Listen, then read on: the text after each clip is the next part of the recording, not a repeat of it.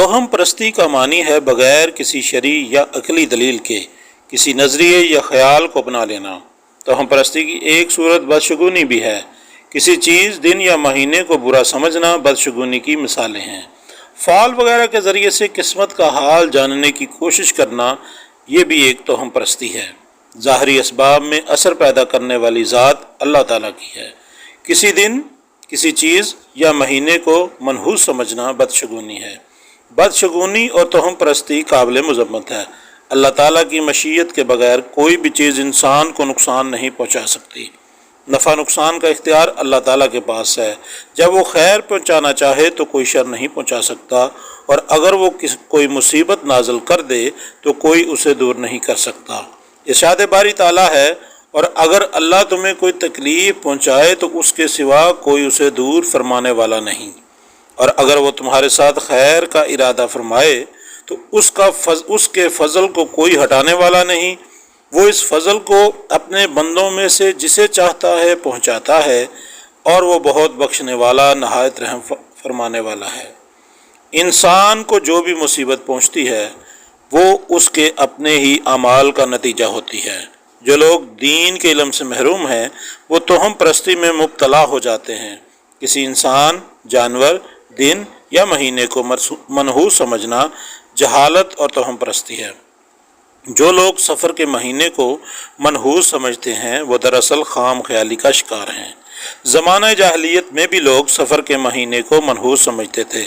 مستقبل کے حالات جاننے اور مستقبل کے کام بنانے کے لیے ستاروں کی چال، فال یا جادو ٹونے وغیرہ کا استعمال اسلام میں حرام ہے۔ مستقبل میں اللہ تعالیٰ سے خیر طلب کرنے کے لیے اللہ کے رسول صلی اللہ علیہ وآلہ وسلم نے استخارہ کی تعلیم دی ہے، جس کا مسنون طریقہ یہ ہے کہ 2 رکعت نفل نماز پڑھ کر اللہ سے خیر طلب کرنے کی دعا کی جائے۔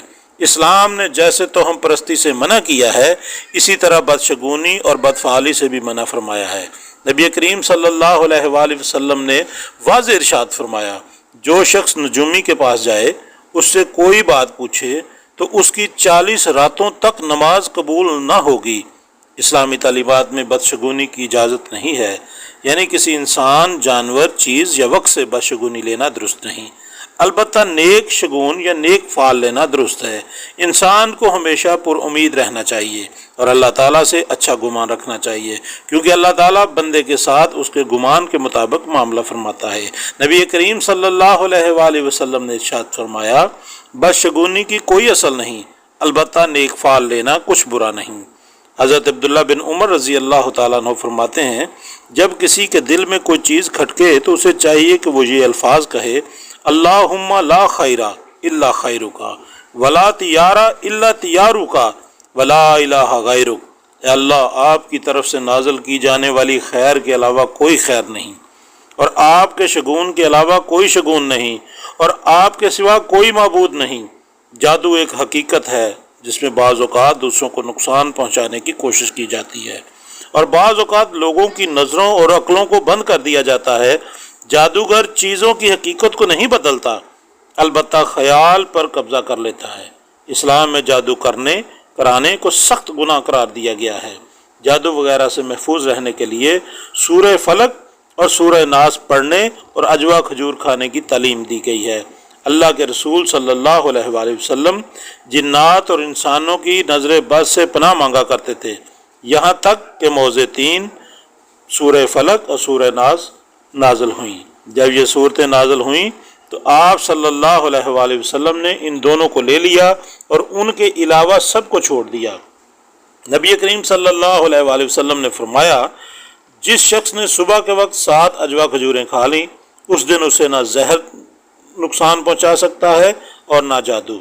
نبی کریم صلی اللہ علیہ وآلہ وسلم نے ارشاد فرمایا، تباہ کر دینے والی چیز اللہ کے ساتھ شرک ہے، اس سے بچو اور جادو کرنے کرانے سے بھی بچو۔ نبی کریم صلی اللہ علیہ وآلہ وسلم حضرت حسن اور حضرت حسین کو یہ دعا پڑھ کر دم فرمایا کرتے تھے، جس کا ترجمہ یہ ہے، میں تم دونوں کے لیے اللہ کے مکمل اور پورے کلمات کے ساتھ ہر شیطان اور ہلاک کرنے والی ہر زہریلی چیز اور نظر بد سے پناہ مانگتا ہوں۔ حضرت ابراہیم علیہ السلام، حضرت اسماعیل اور حضرت اسحاق علیہ السلام کے لیے بھی یہی دعا فرمایا کرتے تھے۔ جادو، ستاروں اور فعال کے ذریعے سے قسمت کا حال جاننے اور توہم پرستی کی وجہ سے معاشرہ بہت سی برائیوں کا شکار بن جاتا ہے، جن میں سے ایک یہ ہیں۔ ایسے لوگ مسائل کی اصل جڑ تک پہنچنے کی بجائے غیر ضروری کاموں اور باتوں میں الجھے رہتے ہیں۔ ایسے لوگ شاید وقتی فائدہ تو اٹھا لیں لیکن بڑی بڑی کامیابیوں سے محروم رہتے ہیں۔ توہم پرست لوگ اپنی جہالت کی وجہ سے بعض اوقات معاشرے میں مذاق بن جاتے ہیں۔ توہم پرستی اور خرافات کے شکار لوگ معاشرتی تعلقات میں توازن سے محروم رہتے ہیں اور دوسرے لوگوں سے بدگمان رہتے ہیں۔ جادو ٹونے اور ستاروں کی چال کے ذریعے سے کام بنانے کے شوقین لوگ اپنے مال اور ایمان کا نقصان تو کرتے ہی ہیں، بعض اوقات اپنی جان اور صحت کا بھی نقصان کر بیٹھتے ہیں۔ جاہل عاملوں اور شبدہ باز لوگوں کے ہتھے چڑھ کر لوگ طرح طرح کی پریشانیوں میں مبتلا ہو جاتے ہیں۔ ہمیں چاہیے کہ اللہ تعالیٰ کی قدرت پر کامل یقین رکھیں، مستقبل میں اللہ تعالیٰ سے خیر طلب کرنے، حاجات پوری کرنے اور شر سے محفوظ رہنے کے لیے استغفار، صدقہ، نماز حاجت اور دعاؤں کا اہتمام کریں۔